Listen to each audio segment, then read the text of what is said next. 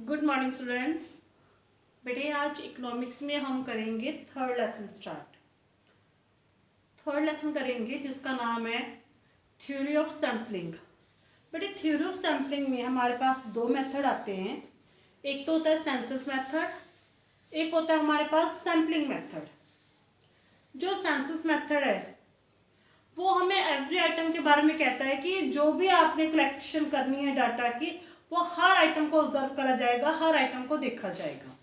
जैसे हम कह सकते हैं कि हमारा सेंसस होता है, पॉपुलेशन काउंटिंग होती है, सेंसस होता है, तो वैसे ही मतलब हर घर में जाके कितने मेंबर्स हैं पर्सनली पूछा जाता है, तो हर पर्सन की जो काउंटिंग करी जाती है, चाहे वो बच्चा है चाहे वो बड़ा है। इसी तरह हमारे सेंसस में भी यही सेम ही है कि यहाँ पे क्या करोगे आप, census method in which data are collected about every item।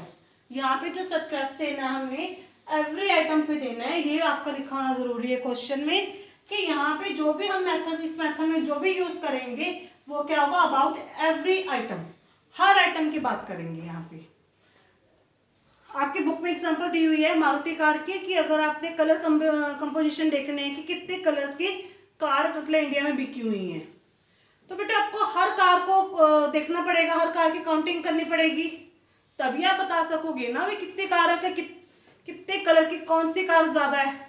जैसे फॉर एग्जांपल मैं कह दूँ कि ये कार सिर्फ 3 कलर में ही आ रही हैं, एक तो रेड हो गया, ब्लैक हो गया, सॉरी एक वाइट हो गया, आपका कलर की बात कर रही हूँ जस्ट सिंपल, और एक येलो हो गया और एक ब्लैक हो गया। तो बेटा आपको सभी की काउंटिंग करनी पड़ेगी, कितनी वाइट है, कितनी ब्लैक है, कितनी येलो है, तो तभी आप बता पाओगे ना कितने कलर्स मतलब इंडिया में कौन कौन सी कारें ज़्यादा चल रही हैं। तो इसी तरह सेंसस मेथड में आपको हर आइटम को ऑब्जर्व करना पड़ेगा, हर आइटम की स्टडी करनी पड़ेगी। इसके कुछ हमें मेरिट्स भी हैं और डीमेरिट्स भी हैं। पहले हम मेरिट्स डिस्कस करते हैं। फर्स्ट आपके पास रिलायबल एंड एक्यूरेट। रिलायबल और एक्यूरेट मतलब इस पर विश्वास किया जा सकता है, ये डाटा सही होंगे क्योंकि हम खुद से कलेक्ट करेंगे, हर पर्सन के पास आके कलेक्ट करेंगे, इसलिए ये सही होंगे। फिर है लेस बियास्ड, यानी कि पक्षपात होने की संभावना कम रहेगी। यहाँ पे आप पे पक्षपात की गुंजाइश नहीं है। एक्सटेंसिव एग्जामिन, अगर आपको कुछ डिटेल में और भी जानकारी लेनी है तो आप वो भी ले सकते हो, तो आप वो भी इसमें जानकारी प्राप्त कर सकते हो। लास्ट है study of a complex investigation.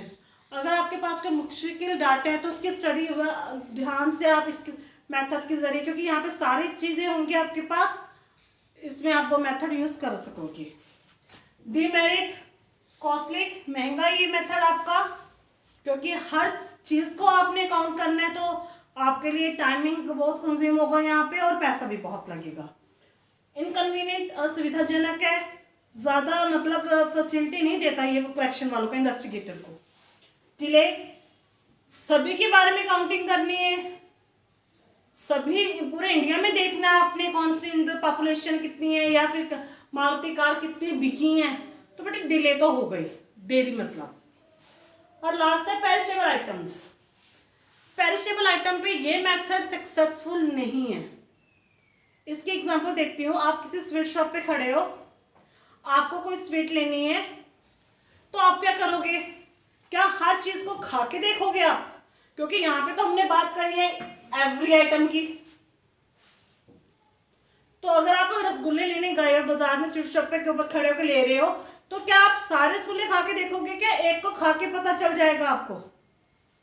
घर में मम्मा किचन में खाना बना रहे हैं, किचन में खाना बनाते नमक चेक करना है, तो क्या सारी दाल खानी पड़ेगी इसके लिए। तो हमें ऐसी चीज़ों पे, पेरिशेबल नेचर की चीज़ों में या फिर जो खाने वाली चीज़ें हैं, ये सेंसस मेथड काम नहीं करता। ये सेंसस मेथड आपका वहाँ पे काम नहीं करता। उसके लिए हमारे पास दूसरा मेथड कौन सा है, सैंपल मेथड।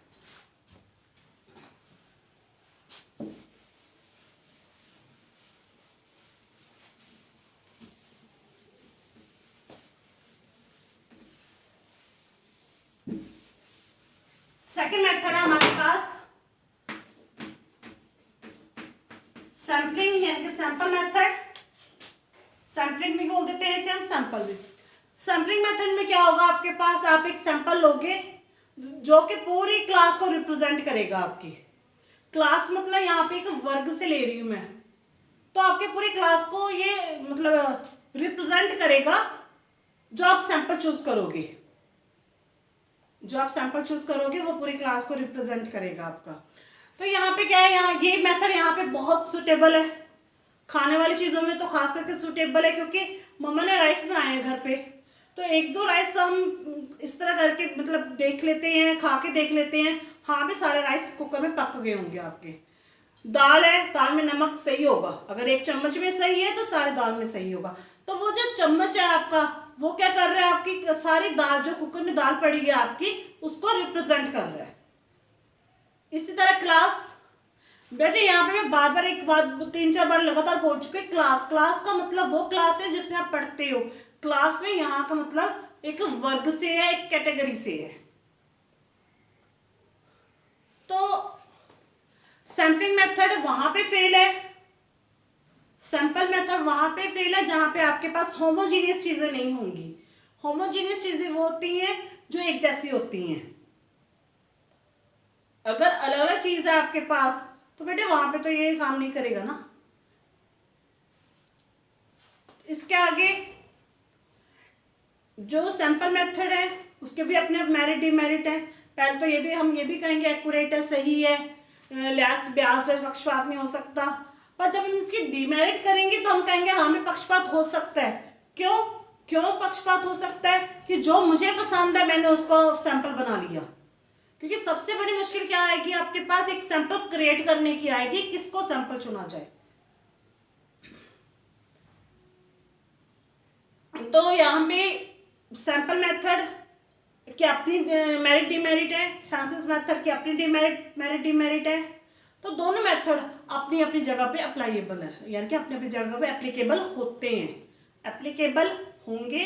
जहाँ पे खाने वाली चीज़ें हैं, पेरिशेबल नेचर है कि मतलब वहाँ पे सैम्पलिंग मेथड है, और ड्यूरेबल चीज़ों पे अपना census method. Thank you, have a nice day.